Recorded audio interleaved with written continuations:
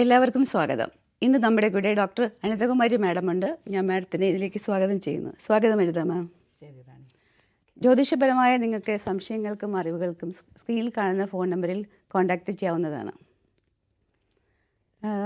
Madam, March 15-ന് മീനരവി സംക്രമണമുണ്ടെന്ന് പറയുന്നത് കേട്ടിട്ടുണ്ട്. അതെന്താണെന്നൊന്ന് വിശദീകരിക്കാമോ പ്രേക്ഷകർക്കായിട്ട്? അതായത് സംക്രമണം എന്ന് പറഞ്ഞു കഴിഞ്ഞാൽ ട്രാൻസിറ്റാണ്. അതായത് ഒരു രാശിയിൽ നിന്ന് ഏതെങ്കിലും ഗ്രഹം മറ്റൊരു രാശിയിലേക്ക് മാറുന്നതാണ്. അത് എല്ലാ മാസവും സംഭവിക്കുന്നതാണ്.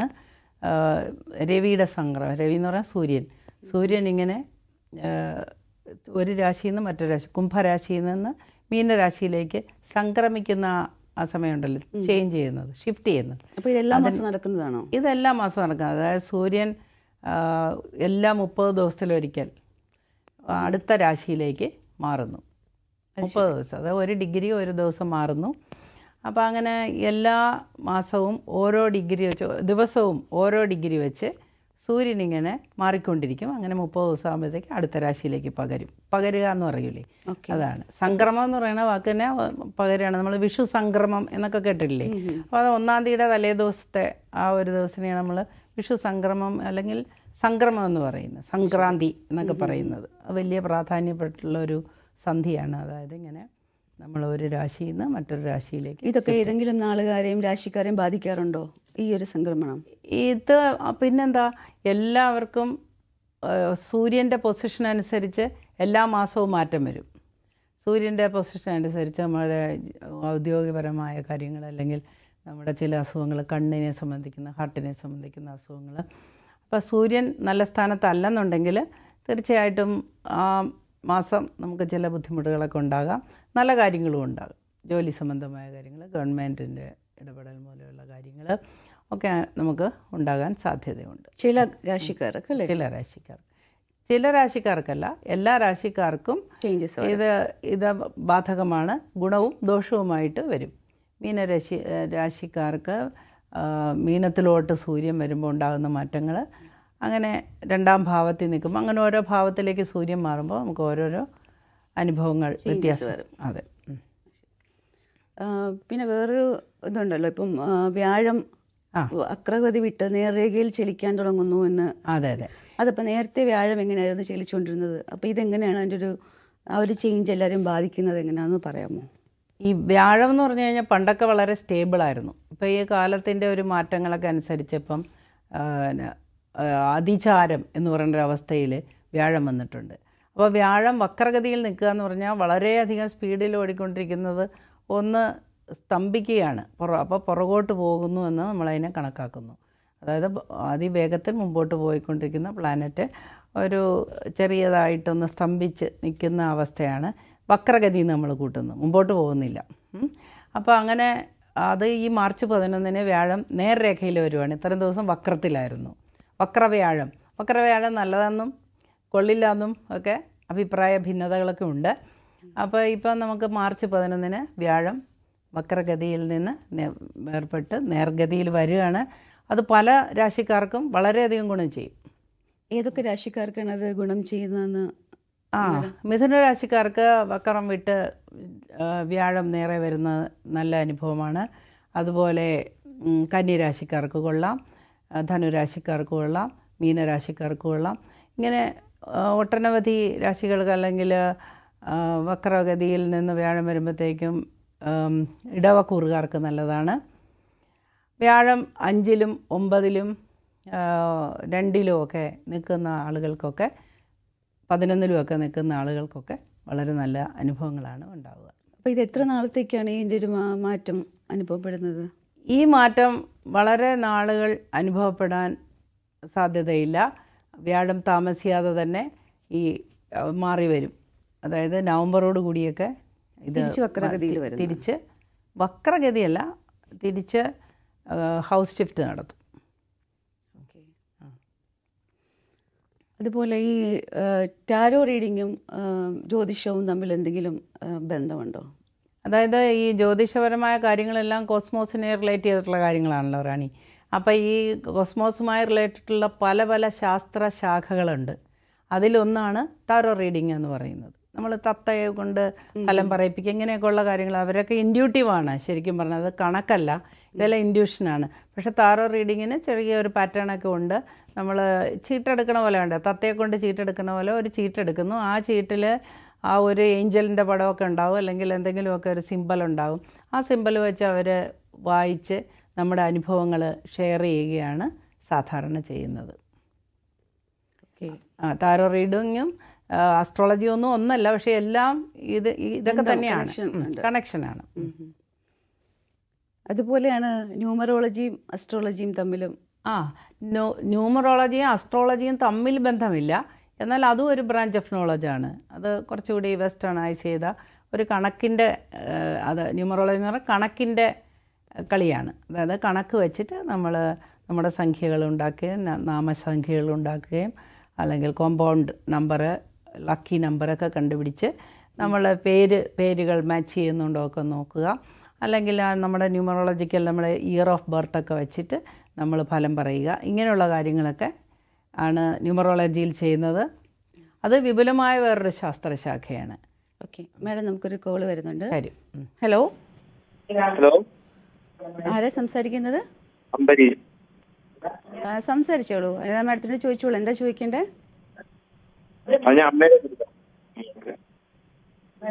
ചോദിച്ചോളൂ. അംബരീഷ് അല്ലേ? ആ പറയൂ, എന്താണ്?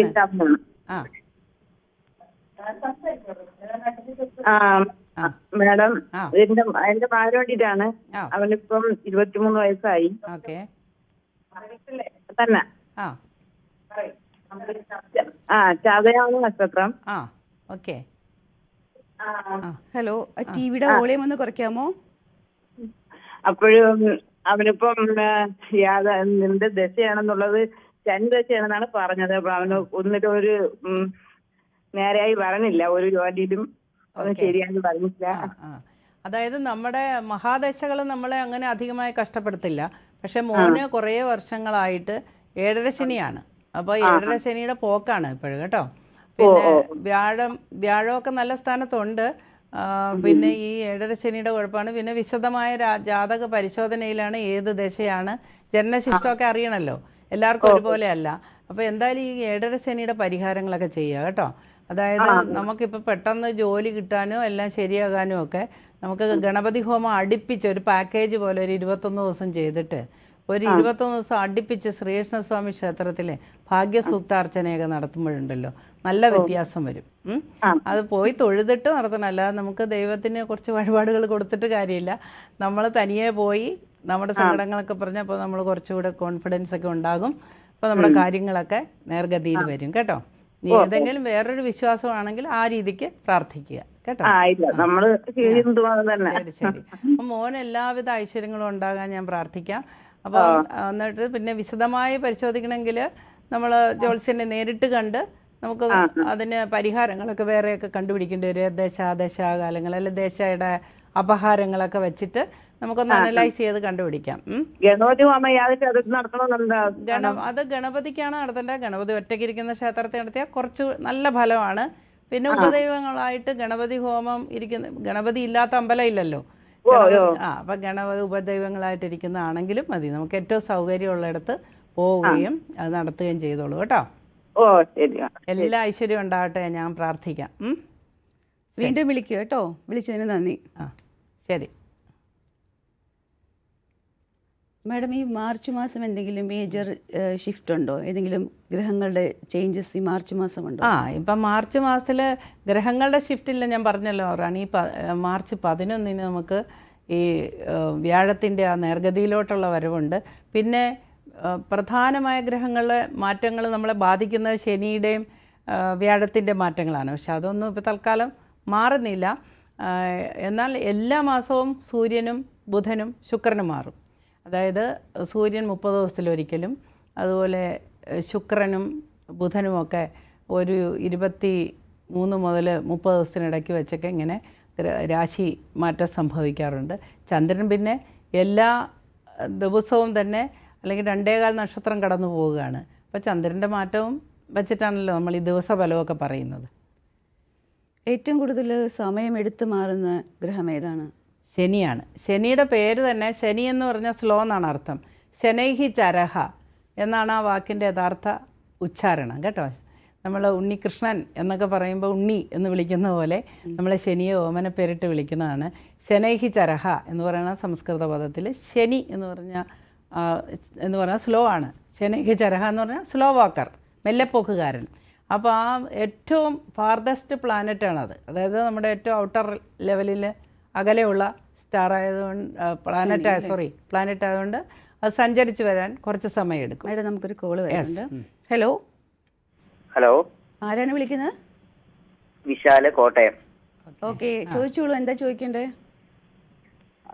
എന്റെ നാളെ തിരുവോണമാണ്. 1992 ഫെബ്രുവരി 3-ാം തീയതിയാണ് ജനിച്ചത്. എനിക്ക് അറിയേണ്ടത് സാമ്പത്തിക കടബാധ്യതകളുണ്ട്, സാമ്പത്തിക ബുദ്ധിമുട്ടുമുണ്ട്. എത്ര വരുമാനം കിട്ടിയാലും നമുക്ക് കയ്യിൽ നിൽക്കാത്തൊരവസ്ഥയാണ്. അപ്പോൾ വർത്തമാനകാലവും ഭാവി കാലത്തെ കുറിച്ചും ഒന്ന് അറിയാനായിരുന്നു. വിശാലെ, നക്ഷത്രം എന്നാ പറഞ്ഞേ? തിരുവോണമാണ്. അപ്പം വിശാലിന് ഇപ്പം ജാതകവശാല് ഉള്ള ദേശമൊക്കെ നമുക്കൊന്ന് അപഗ്രഥനം ചെയ്ത് കുറച്ചുകൂടെ നോക്കണം. എങ്കിലും നമുക്കിപ്പം വിളിച്ച ഈ മുഹൂർത്തമൊക്കെ വെച്ചിട്ട് നമുക്ക് തോന്നുന്നത് വിശാലിനൊരു 9 മാസം കൂടി കുറച്ച് ബുദ്ധിമുട്ടുകളൊക്കെ ഉണ്ട്. ആ 9 മാസം ഒന്ന് തരണം ചെയ്ത് കഴിഞ്ഞാൽ വളരെയധികം പ്രയോജനമുള്ള ഒരുപാട് കാര്യങ്ങൾ ജീവിതത്തിൽ സംഭവിക്കും കേട്ടോ. പിന്നെ നമുക്ക് ഒരു സ്ഥിരമായ തൊഴിലിനൊക്കെ സാധ്യതയുണ്ട്. 1-2 വർഷത്തിനിടയ്ക്ക് എന്തായാലും നമ്മളൊന്ന് സ്റ്റേബിൾ ആകും. നമ്മൾ കുറേ നാൾ 7.5 ശനിയൊക്കെ അനുഭവിച്ച് ഒന്നും പൂർത്തിയാക്കാത്ത ഒരവസ്ഥയിലൊക്കെ ആയിരുന്നല്ലോ. അപ്പോൾ അതെല്ലാം ഒന്ന് മാറി തെളിഞ്ഞൊക്കെ വന്നുകൊണ്ടിരിക്കുകയാണ്. ഇപ്പം വളരെ വ്യത്യസ്തമായ ഒരു നല്ല സമയം തന്നെയാണ് കേട്ടോ. നല്ല ഭാവിയും ഉണ്ടാകും. ഇപ്പോഴത്തെ ഈ ബുദ്ധിമുട്ടൊക്കെ മാറുന്നതിന് എന്തെങ്കിലും പരിഹാരങ്ങളോ കാര്യങ്ങളോ? ഇപ്പോഴത്തെ ബുദ്ധിമുട്ട് മാറാനായിട്ട് നമ്മൾക്ക് നമ്മുടെ വിശ്വാസം അനുസരിച്ചുള്ള ക്ഷേത്ര ദർശനമാണ് പ്രധാനമായിട്ടും ചെയ്യേണ്ടത്. പക്ഷേ ഇപ്പം നമ്മൾ ഈ തിരുവോണം നക്ഷത്രക്കാരനായതുകൊണ്ട് നമ്മുടെ രാശിയാധിപനായ ശാസ്താവിനെ കൂടുതൽ പ്രാർത്ഥിക്കണം. പിന്നെ അതുകൂടാതെ ശാസ്താ ക്ഷേത്രത്തിൽ പോവുക, 7 പ്രദക്ഷിണമൊക്കെ വയ്ക്കുക. പിന്നെ അതുകൂടാതെ നമ്മൾ ശ്രീകൃഷ്ണസ്വാമി സർവ്വദേവ നമസ്കാരം കേശവം പ്രതി ഗച്ഛതി എന്നാണ്. അതുകൊണ്ട് ശ്രീകൃഷ്ണസ്വാമി ക്ഷേത്രത്തിൽ ദർശനം നടത്തുക, 4 or 8 ഒക്കെ പ്രദക്ഷിണം അകത്ത് വയ്ക്കുക, പ്രാർത്ഥിക്കുക. പിന്നെ അവരവരുടെ കഴിവനുസരിച്ചും വിശ്വാസം അനുസരിച്ചും വഴിപാടുകളൊക്കെ നടത്താവുന്നതാണ്. ക്ഷേത്ര ദർശനമാണ് പ്രാധാന്യം കേട്ടോ.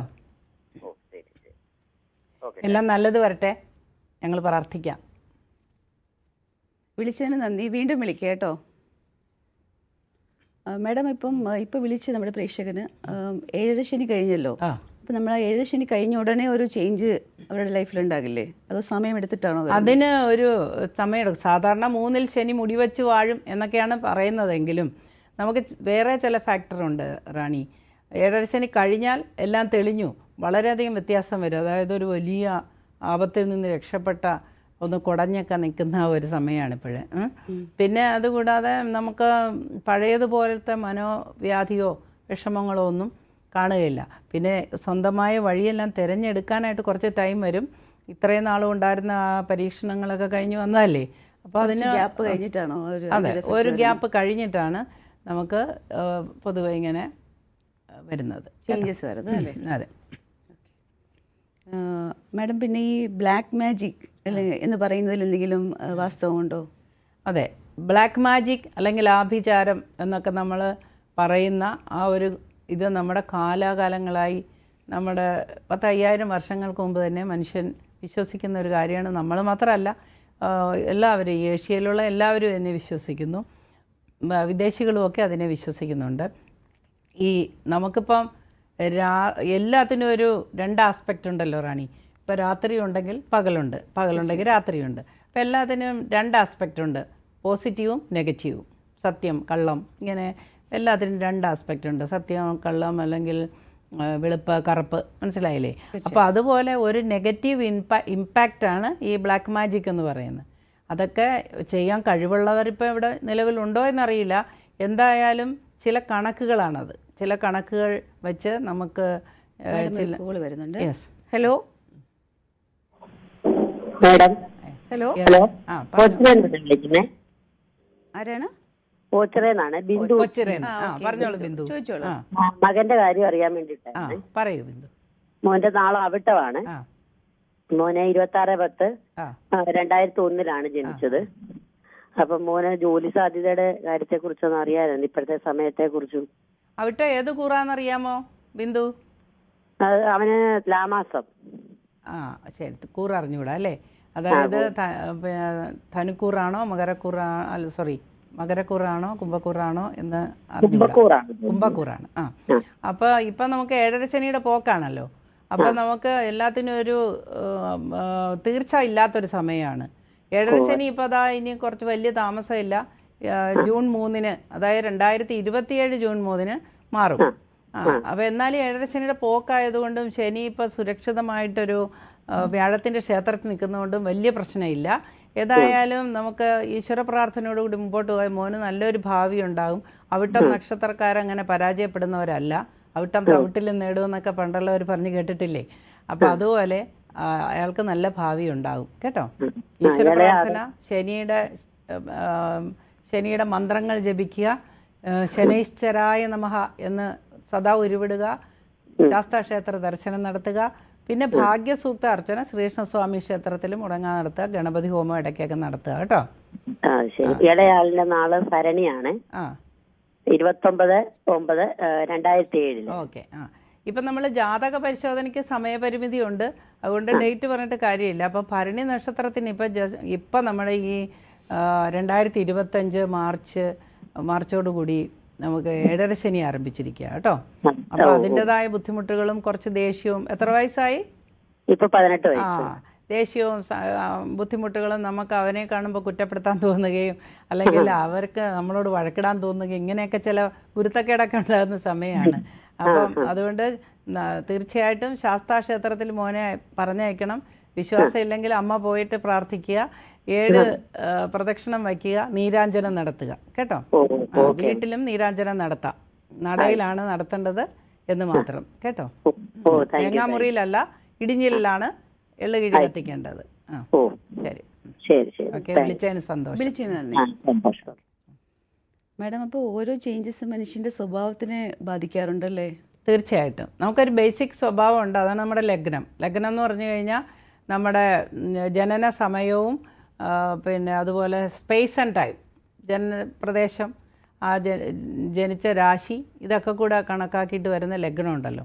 ആ ലഗ്നമാണ് നമ്മുടെ സ്വഭാവവും ശരീരത്തിൻ്റെ പ്രകൃതിയും ആകൃതിയും സൗന്ദര്യവും ഇങ്ങനെയുള്ള ഒത്തിരി കാര്യങ്ങൾ ഡീൽ ചെയ്യുന്നത്. പിന്നെ ഗ്രഹങ്ങളുടെ മാറ്റം തീർച്ചയായിട്ടും നമ്മുടെ സ്വഭാവത്തെ സ്വാധീനിക്കും. അതായത് നമ്മൾ ഒരുപാട് സ്വാധീനിക്കാറുണ്ട്. പിന്നെ നമ്മൾ സ്വഭാവത്തിൽ വരുന്ന മാറ്റങ്ങൾ സൗമ്യമാകുകയും ദേഷ്യപ്പെടുകയൊക്കെ ചെയ്യും. രാഹുർ ദശയിലൊക്കെ പൊതുവെ ദേഷ്യം കൂടുതലായിരിക്കും, ചൊവ്വ ദശയിൽ ദേഷ്യം കൂടുതലായിരിക്കും. ശനിദശയിൽ നമ്മൾക്കൊരു മടിയും ക്ഷീണവും അലസ്യമൊക്കെ വരും. അങ്ങനെ വ്യത്യാസപ്പെട്ടിരിക്കും റാണി. അസുഖങ്ങളും ഒക്കെ നമുക്ക് ഈ ഒരു ചേഞ്ചസിൽ വരാൻ തീർച്ചയായിട്ടും. നമ്മുടെ ഗോചരഫലം നമ്മുടെ ജീവിതത്തിൽ പൂർവ്വജന്മ കർമ്മങ്ങളുടെ അടിസ്ഥാനമാക്കി ഇങ്ങനെ ചരിച്ചുകൊണ്ടിരിക്കുമല്ലോ. അപ്പം നമുക്ക് തീർച്ചയായിട്ടും ഇതുപോലെയുള്ള ഗ്രഹങ്ങൾ നമ്മളെ സ്വാധീനിക്കാറുണ്ട്. മാഡം, നമുക്കൊരു കോള് വരുന്നുണ്ട്. ഹലോ. ആരാണ് വിളിക്കുന്നത്? ഇത് സുരേന്ദ്രൻ, പിണറായി. ഓക്കെ, ചോദിച്ചോളൂ. എന്താ ചോദിക്കേണ്ടത്? എന്റെ മകന് വേണ്ടിയിട്ടാണ്. പിന്നെ 2000 ജനനം, മെയ് 21. ഓക്കെ. നക്ഷത്രം എന്താ മോന്റെ? നക്ഷത്രം പൂരാടം. പൂരാടമാണ്. മോൻ എത്ര വയസ്സായി എന്ന് പറഞ്ഞേ? മോന് 26 വയസ്സ്, മെയ് 21. ഓ, ആ. മോനിപ്പോ പഠിച്ചോണ്ടിരിക്കുകയാണോ അതോ ജോലി ചെയ്യുന്നു? ജോലി ചെയ്യുന്നു. ഓക്കെ. ഇപ്പൊ കല്യാണം ആലോചിച്ചിട്ട് ഒന്നും ഒരു എത്തും പിടിയില്ല. അപ്പം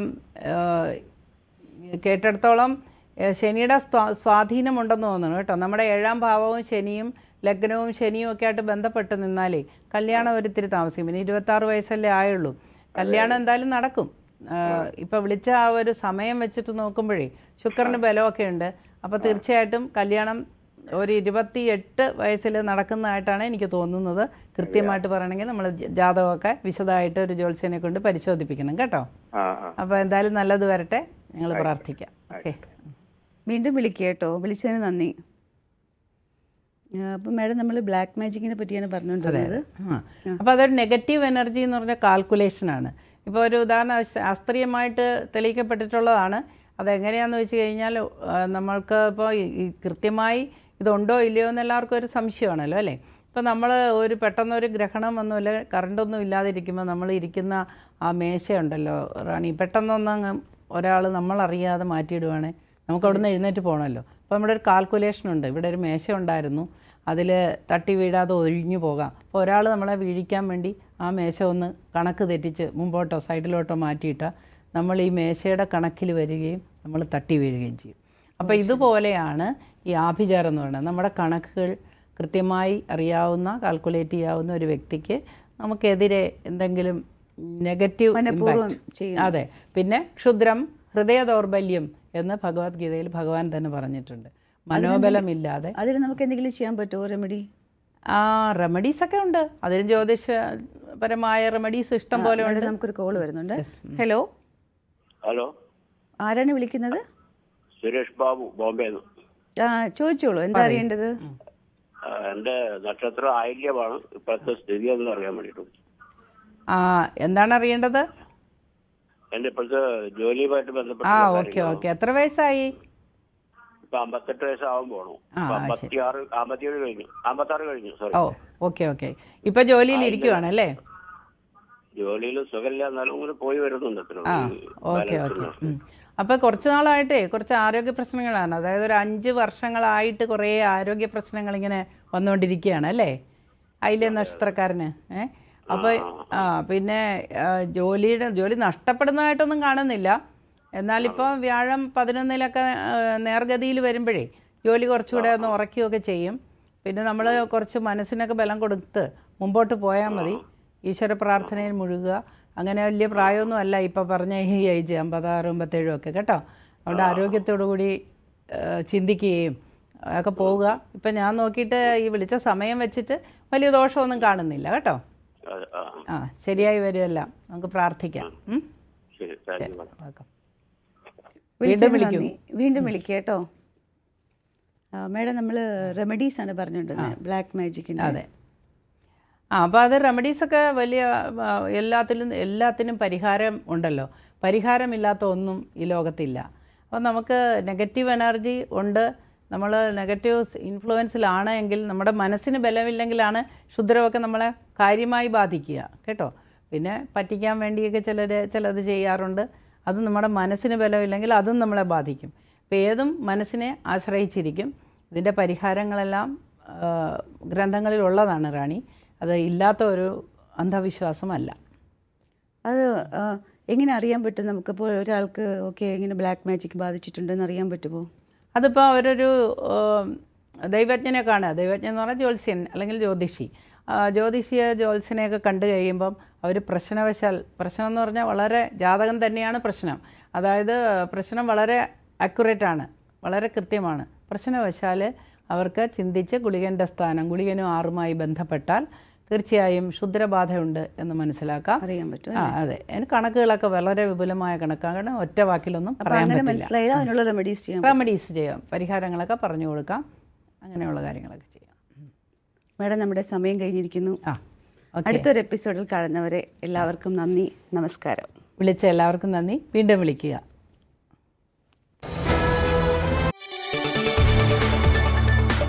കൂടുതൽ വാർത്തകൾക്ക് news 18 Keralam YouTube channel subscribe ചെയ്യുക.